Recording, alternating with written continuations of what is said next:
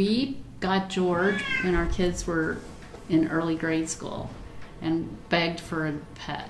Megan in particular. Mm-hmm.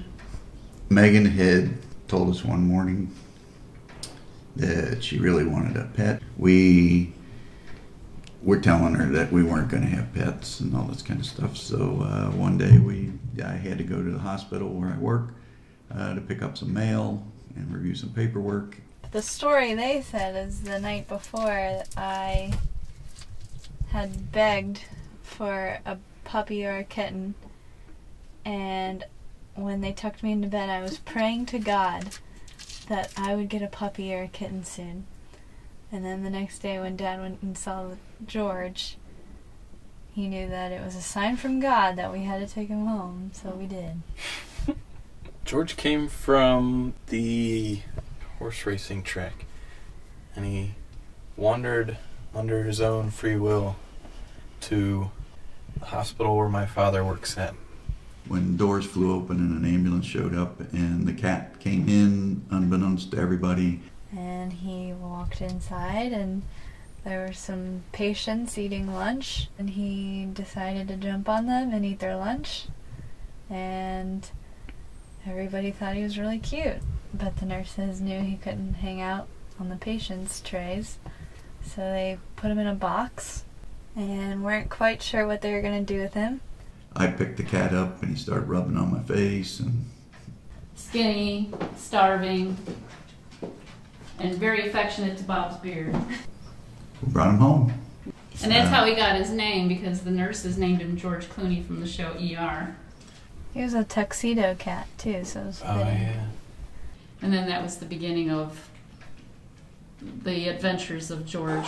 He used to walk us down to the street when we were waiting for the bus, and he would sit next to us and wait for the bus with us.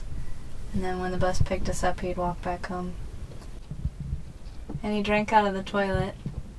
He was kind of like a dog.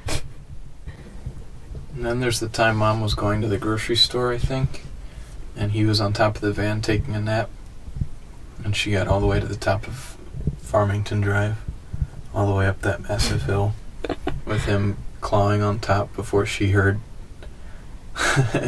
him screaming for his life.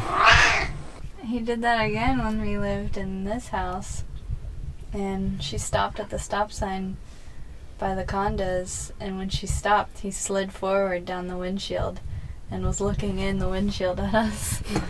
Like, hell? So, he had many lives beyond 9. He had many instances like that where he just, any other cat wouldn't have survived some of the things he'd been through. There was that time he was gone for like 3 or 4 days, right? Yeah. We were convinced he was dead.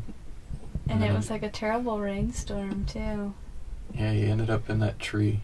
And I had to climb the stupid tree and get the cat out, and I just kind of looked at him and I'm like, if you scratch or bite me, you're dead, because I'm just going to let go. But he didn't. If George were a person, he would be either a very wise old man with a slightly British accent, but kind of like an anger management issue. He would be border patrol, because we had no mice, no moles, no voles, no rabbits. I think he'd be like the most interesting man in the world. Yeah. In Dos Equis commercials. Yeah, because we don't really know how old he is or anything when we got him.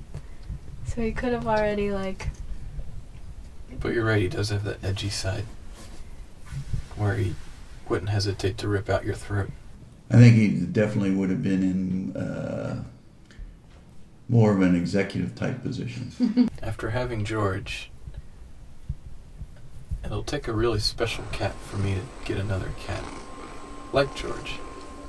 I would like to have George again.